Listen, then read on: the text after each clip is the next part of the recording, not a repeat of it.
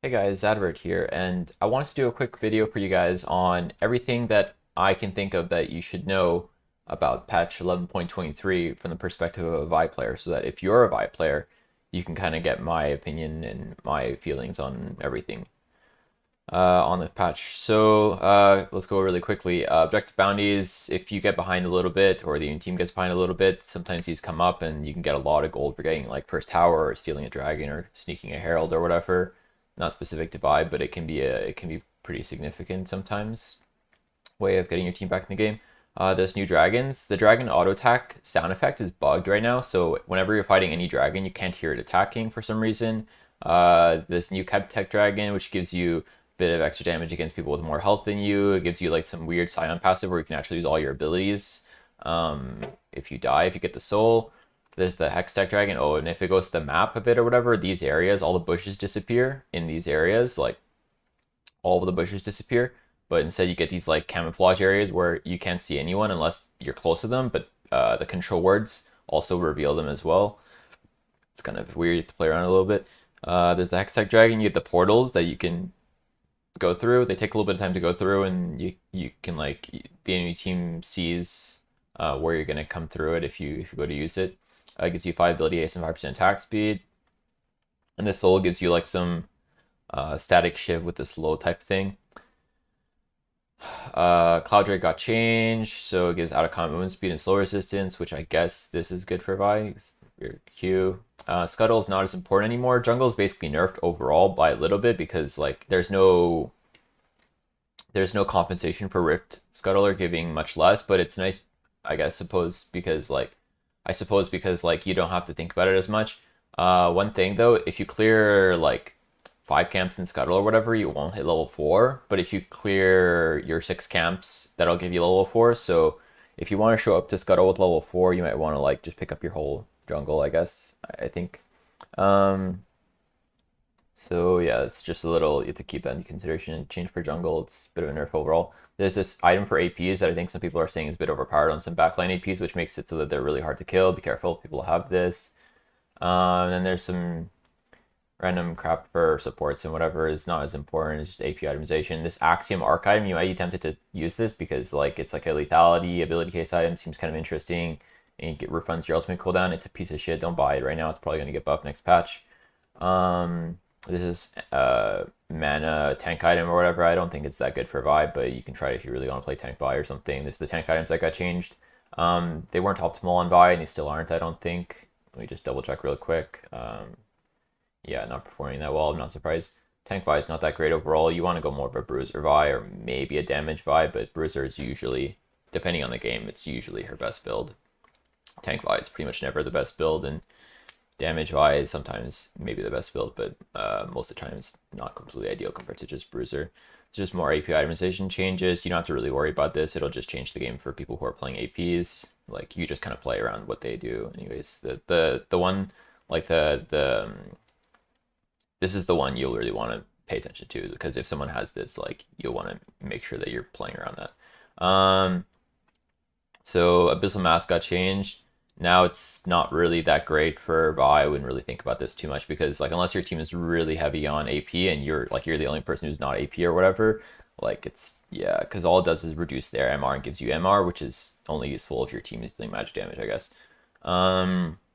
Force of Nature, I wouldn't really consider this item that much on Vi before, and I don't think I would now either necessarily, but it's not like terrible, I guess, if they're really heavy on AP and you want an item that gives you a bit of movement speed and like, I don't know.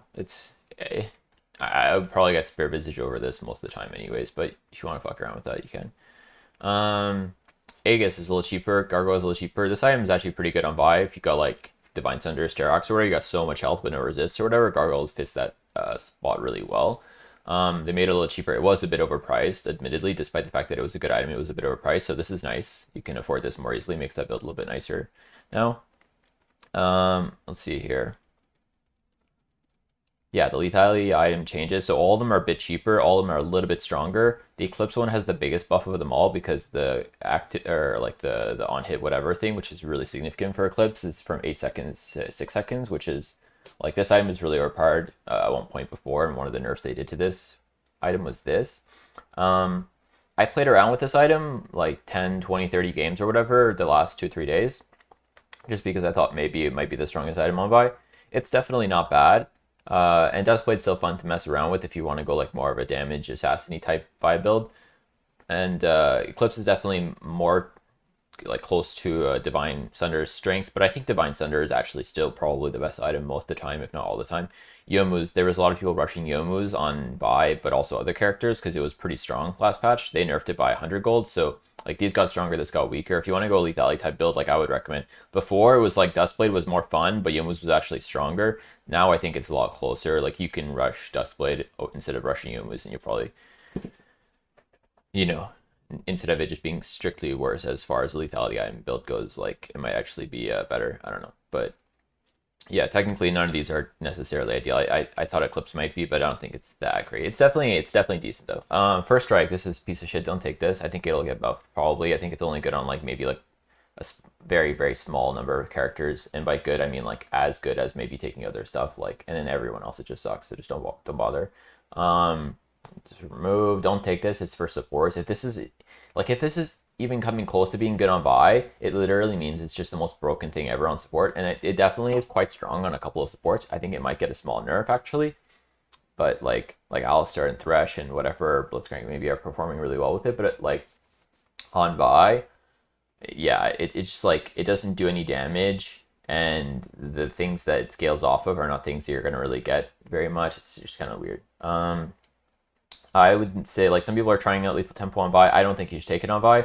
It's not performing very well, and like it wouldn't make much sense anyways because like it will build up. Like you see, it's not doing terrible, but like look at Hail Blades and Electrocute in comparison.